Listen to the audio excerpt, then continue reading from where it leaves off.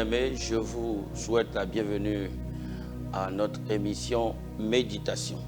Nous allons prier. Excellent Père des cieux, nous te disons merci pour la grâce d'être encore à tes pieds pour examiner ta parole. Quel privilège, quelle grâce. Seigneur, merci d'ouvrir les cœurs, d'ouvrir nos yeux et d'ouvrir nos yeux sur nos responsabilités en tant que croyants dans cette marche avec toi au nom de Jésus. Merci parce que c'est que tu l'as fait. Au nom de Jésus, nous avons prié. Amen. Le thème de notre méditation de ce jour est intitulé « Travailler à notre salut ». Travailler à notre salut. Nous allons lire Philippiens chapitre 2, le verset 12.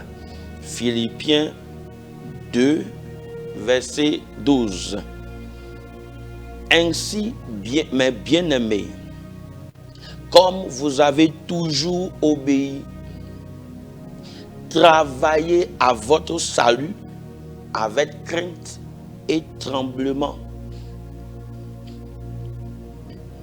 Non seulement comme en ma présence, mais bien plus encore maintenant que je suis absent.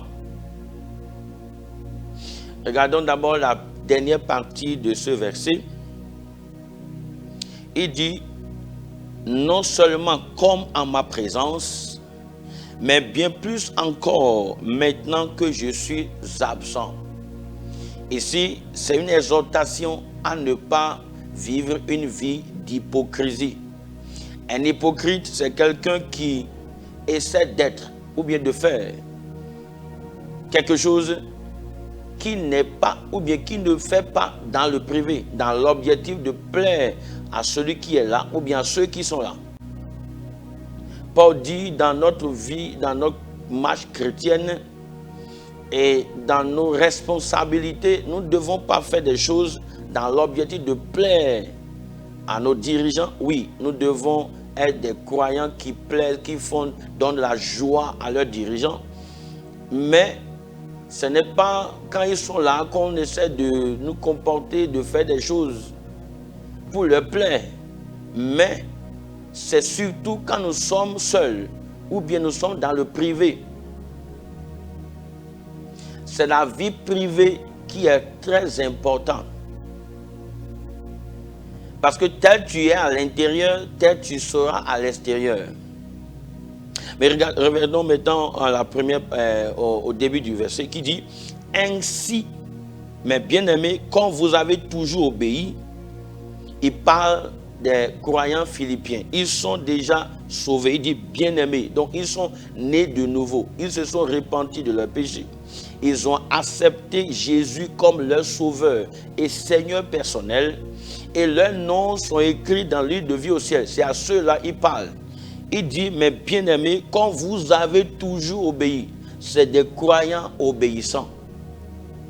Ça montre effectivement qu'ils sont nés de nouveau. Ça, obéir, c'est la caractéristique d'une brebis. La brebis obéit toujours à son berger. Mais les boucs, non. Les boucs se rebellent par moment. Donc, ça montre ici que ceux à qui Paul parlait en son temps et à nous aujourd'hui, pas Paul, l'Esprit de Dieu parlait à travers Paul, il montre ici que ceux-là en leur temps étaient sauvés, nés de nouveau, et nous voyons leur caractéristique ici, ils obéissaient à la parole de Dieu, aux instructions divines données par l'Esprit de Dieu à travers leur dirigeant, leur apôtre, l'apôtre Paul. Et lui-même a remarqué qu'ils étaient sauvés. C'est pourquoi il les a appelés mes bien-aimés. Il dit, quand vous avez toujours obéi, donc quand il donne des instructions, il donne des commandements, sous l'inspiration de l'Esprit de Dieu, ils obéissent toujours. Maintenant, il veut maintenant donner un autre commandement. Il dit, travaillez à votre salut. Ouais, ça montre qu'ils sont réellement sauvés. C'est des gens qui sont nés de nouveau. Mais il dit, oui, vous êtes sauvés. Mais ce n'est pas fini. Vous devez travailler à votre salut. Comment? pas avec négligence, pas quand vous voulez, pas si ça me plaît. Non, avec crainte et tremblement.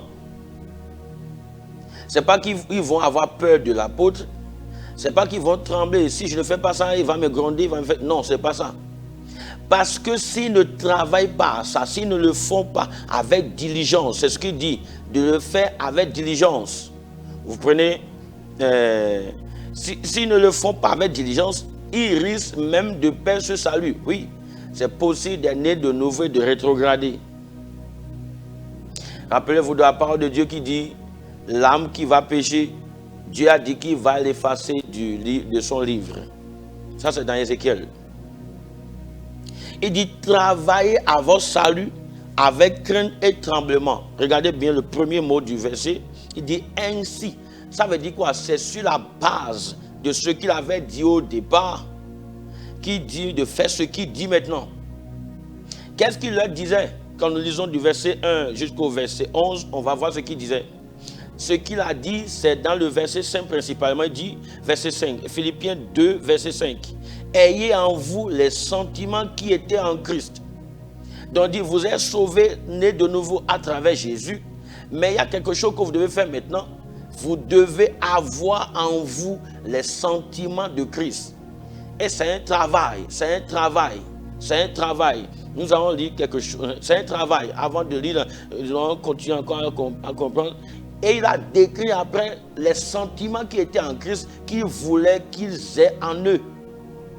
Il a montré l'humilité de Christ, l'obéissance de Christ, la soumission de Christ et comment Dieu l'a exalté après avoir démontré ses caractères d'obéissance, de soumission complète au Père.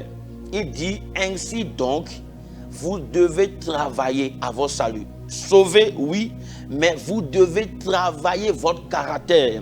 Vous devez travailler pour avoir en vous les sentiments de Christ. Vous savez, il y a quelque chose. Lorsqu'on est de nouveau, pour plusieurs, nous avons passé des années à vivre selon la chair, pas selon l'esprit. On était habitué à la chair. Mais quand on est né de nouveau, ça ne veut pas dire que la chair disparaît. Au contraire, la chair est toujours là. L'esprit est né de nouveau, mais la chair est toujours là. C'est pourquoi la Bible nous demande, Paul dit, je traite durement mon corps. Donc le corps a toujours des désirs. Le corps veut toujours être habitué à ce qu'il faisait avant. Et il va te demander de faire ce que tu faisais avant. C'est pourquoi il dit, maintenant travaille à votre salut. Vous devez maintenant fixer comme objectif. Je dois être humble comme Jésus. Et tu regardes ta vie. Est-ce que tu es humble? Je dois être obéissant comme Christ. Quand tu regardes ta vie, est-ce que tu es obéissant? Je dois être soumis à la volonté du Père. Est-ce que je suis vraiment soumis à la volonté du Père? Tu regardes ta vie et tu dis, ça c'est mon objectif. Qu'est-ce que je dois faire maintenant? Je prends l'exemple de quelqu'un qui voit qu'il y a l'orgueil qui prend dans sa vie. L'orgueil, pourquoi tu es orgueilleux? À cause de ce que tu possèdes, à cause de ce que ta position. Il faut regarder que tu n'as rien, que tout ce que tu as, c'est Dieu qui l'a donné. Lorsque tu commences à réaliser ça, tu t'humilies.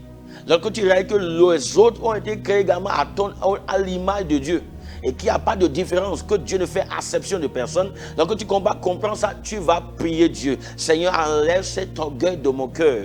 C'est ce que Paul dit. Nous devons travailler. Une chose est d'être sauvé.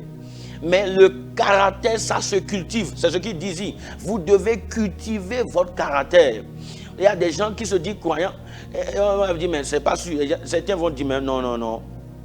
Si c'est comme ça, aller à l'église, moi je préfère ne pas aller à l'église à cause du caractère. Pas parce que la personne n'est pas vraiment née de nouveau. La personne est née de nouveau, mais la personne ne sait pas parler aux gens. Quand elle veut te parler, c'est t'insulter. Ou bien t'envoyer des pics qui viennent te dire, c'est comme ça. Parce qu'il était habitué à ça avant. La Bible dit, ça ne doit pas être ainsi. Nous devons travailler, prier, méditer, supplier Dieu et nous exercer. Lorsque par exemple, on parle de quelqu'un qui veut être orgueilleux, l'orgueil veut te prendre et dire, Jésus n'a pas été orgueilleux. Et il se calme. Et il demande à l'Esprit de Dieu, aide-moi. C'est ça Paul dit ici. Travaillons à notre salut. Les gens qui disent une fois sauvé, sauvé pour l'éternité, ce n'est pas vrai. Ou bien quand tu es né de nouveau, c'est terminé. Non. Quand nous allons dans le livre de Jean, 1 Jean là-bas, la Bible parle de 3 types d'enfants de Dieu. Il parle des enfants, après il parle des jeunes, après il parle des pères. C'est une croissance. Dans l'église, nous avons les enfants, ceux qui viennent de naître de nouveau. Nous avons les jeunes, ceux qui grandissent. Et après, nous avons les pères, ceux qui connaissent Dieu d'une façon profonde. Et toutes ces catégories sont dans l'église. Et nous devons travailler. Pour être père, ce n'est pas qu'on t'appelle père. Non, ça vient à travers le travail. Tu travailles sur toi-même. Quelles sont les choses dans ta vie qui ne sont pas conformes à la parole de Dieu? Tu as des habitudes qui ne sont pas bibliques. Tu as des caractères qui ne sont pas selon Dieu. Tu dois les exposer à la lumière de la parole de Dieu. Et comment pas fixer un objectif? Ça, je ne vais pas faire. Qu'est-ce que je dois faire maintenant? C'est de prier, c'est de méditer, c'est de t'exercer. Paul dit, je traite durement mon corps. Par exemple, quelqu'un qui est habitué à regarder aux écrans, il ne peut pas se défaire des écrans. Tu dois commencer par travailler. Je ne vais plus voir ça. Ou bien je me retire de certaines plateformes, des réseaux sociaux, parce que je veux travailler à mon caractère. C'est ce que Paul dit ici. Travailler à votre salut.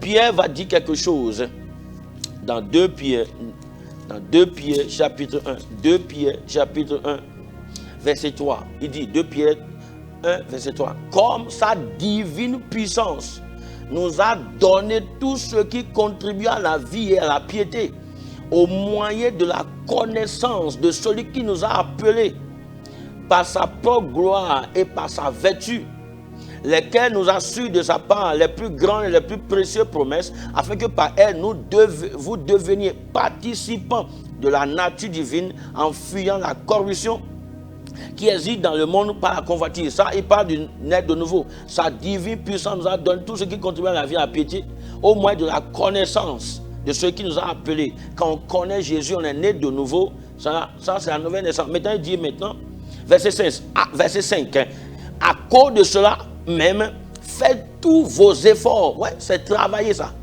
Tous vos efforts pour joindre à votre foi, la foi qui t'a amené au salut, la foi qui t'a amené à avoir la vie éternelle. Tu dois maintenant travailler pour ajouter à cette foi.